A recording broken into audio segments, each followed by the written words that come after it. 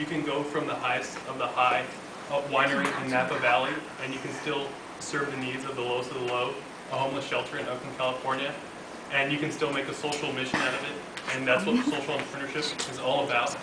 It's about making your own ideas and making something out of nothing. So, any questions? I have two questions. How do you feel the church is going to feel about sponsoring an alcoholic beverage? It's not happening. Well, I'm just asking, is there going to be any conflict of interest?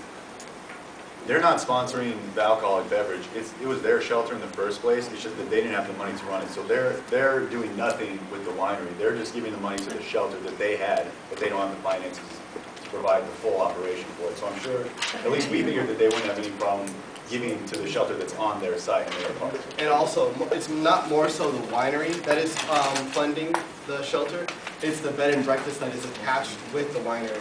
So it's the proceeds from the bed and breakfast that are being generated and given towards the shelter. The winery just happens to be the main attraction for and the existence of the bed and breakfast in Napa Valley. Yes. Just two quick questions. First of all, so you're proposing who would actually own the bed and breakfast? Like who would own the title to that? Commissions possible. Commissions possible. Okay, so you would just then partner with the Baptist Church and the shelter? Which brings me to my second question. Why did you pick a shelter up in Oak Glen and something up in Napa? I mean, it seems really far apart. I'm just curious why you picked that and not something closer to each other.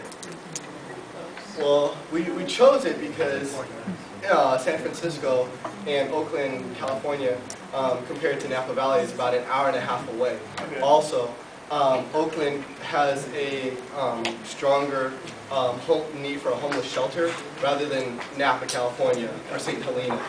And so we felt that we could reach the indigent population of Oakland and serve them better as opposed to any other region closer to Napa.